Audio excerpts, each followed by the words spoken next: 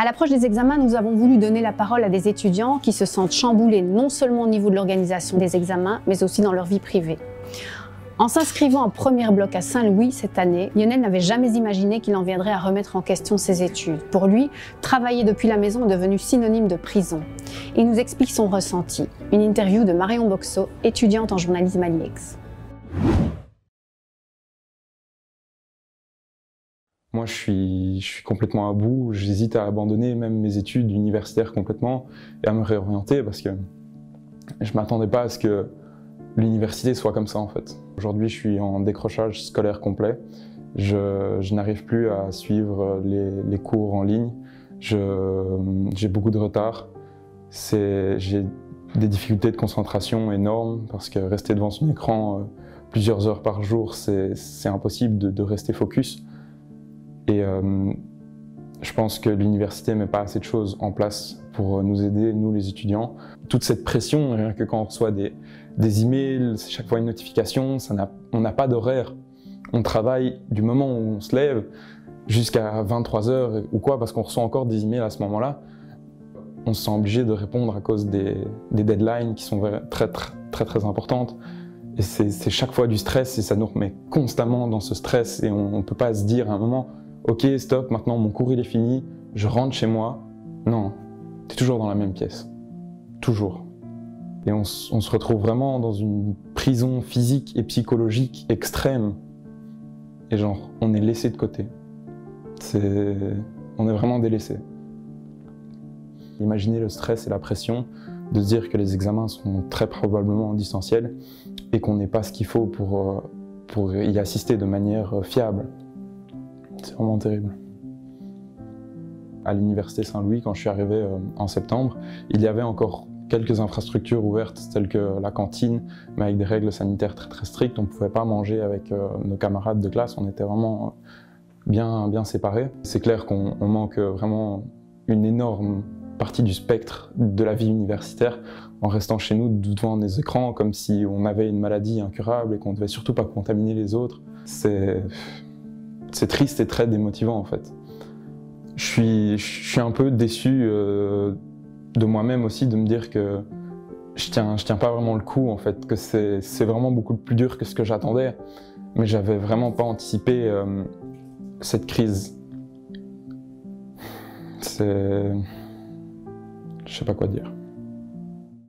Elsie, quant à elle, vit en colocation. À 22 ans, cette jeune étudiante à l'IEX nous raconte comment elle a vécu le premier confinement alors qu'elle ne s'entendait pas avec sa colocataire. Dans ce portrait, elle revient également sur les difficultés que rencontrent la plupart des étudiants pour concilier études et confinement.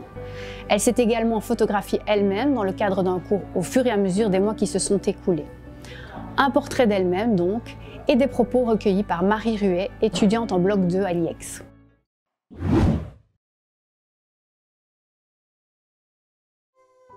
J'ai pas super bien vécu le confinement de mars parce que déjà c'était quelque chose auquel on ne s'attendait pas et c'est quelque chose qui a été très soudain. À l'époque j'étais dans une colocation de 3 personnes à la base et mes colocataires n'étaient pas là. Et donc le fait de se retrouver confinée toute seule du jour au lendemain c'était très compliqué aussi. Et puis après je me suis sentie seule parce que je me sentais pas soutenue dans la situation, vu que j'avais des soutiens émotionnels d'amis ou de mes parents, mais via les réseaux sociaux, donc c'est très différent. Et puis une de mes colocataires est rentrée et il faut savoir que on avait une relation très conflictuelle qui datait avant le confinement pour des raisons personnelles. Et du coup, quand elle est rentrée, le fait de se retrouver confinée avec une personne avec qui tu t'entends vraiment pas, c'était très difficile à vivre aussi. Émotionnellement, c'était compliqué, c'était un peu un ascenseur émotionnel. Il y avait cette pression de devoir continuer à gérer les cours alors qu'il y avait beaucoup d'autres choses à gérer en même temps.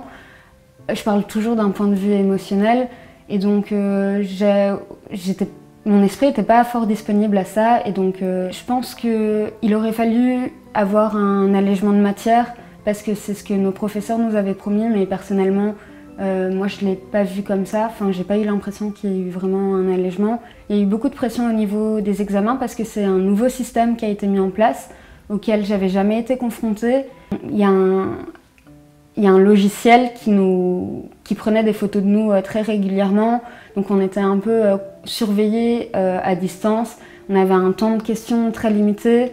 Enfin voilà, c'était tous des dispositifs qui étaient mis en place mais qui rajoutaient un stress supplémentaire au lieu de nous aider à passer... Enfin, je ne l'ai pas perçu comme une façon de passer mes examens dans des bonnes conditions. Pour moi, le confinement ne s'est jamais réellement terminé. Parce que j'ai pas vraiment eu de moment où j'ai pu me ressourcer réellement. Là, ce qui m'a permis de surmonter plus ou moins ce confinement, c'est vraiment de me dire que je vivais au jour le jour et de gérer journée par journée. Et parce que dès que j'essayais de me projeter ou de voir plus loin, directement il y avait tout le stress qui revenait parce que c'était trop de points d'interrogation qui planaient au-dessus de nos têtes dû à la situation, quoi. Sarah est étudiante en soins infirmiers. Avant d'effectuer son stage à l'hôpital, elle ne comprenait pas bien les raisons du premier confinement. C'est en étant confrontée à la détresse des patients et au climat de stress dans lequel évolue le personnel soignant qu'elle a pris conscience de la situation. Mais ce dont elle a également pris conscience, c'est de l'importance d'être entourée. Une interview signée Betty Plainevaux, étudiante en bloc 2 à l'IEX. Du coup, ce confinement-ci, je vais dire qu'il est plus facile pour moi parce que du coup, j'ai eu un stage en milieu hospitalier et j'ai pu voir la réalité des choses et voir des patients touchés par le Covid directement. Maintenant, je sais pourquoi je le fais. Quand on dit de rester chez soi pour protéger la population, oui, je sais pourquoi. Parce que sinon, il y aura des patients comme j'ai pu voir et des décès. Donc je suis en deuxième année, on ne peut pas aller dans les chambres Covid ni dans les services Covid parce qu'on n'a pas assez de ressources et de connaissances pour gérer la situation. Donc on est évidemment utile, mais moi je trouve qu'on est moins encadré puisque les infirmières n'ont pas le temps, infirmières et infirmiers n'ont pas le temps de suivre les étudiants, de nous prendre en charge et vu qu'ils ont besoin de main-d'œuvre, en fait on travaille, nous en tant qu'étudiants, tout seuls de notre côté, alors que les infirmières travaillent aussi elles de leur côté et elles peuvent pas nous dire venez regarder ce que je fais parce qu'en attendant il y a du travail qu'il faut faire et des soins et donc ils ont bien besoin de nous. Et il y a aussi le stress qu'on ressent dans les services et dans les journées où les infirmières reçoivent des appels pour dire qu'un tel est décédé, qu'un tel service est fermé pour laisser place aux patients Covid. On sent le stress et on se sent parfois trop en tant qu'étudiant. Parfois j'ai l'impression d'être comme un cheveu dans la soupe. Parce que on tombe comme ça en pleine crise sanitaire, tout bouge dans tous les sens à l'hôpital, il y a des transferts, donc c'est compliqué.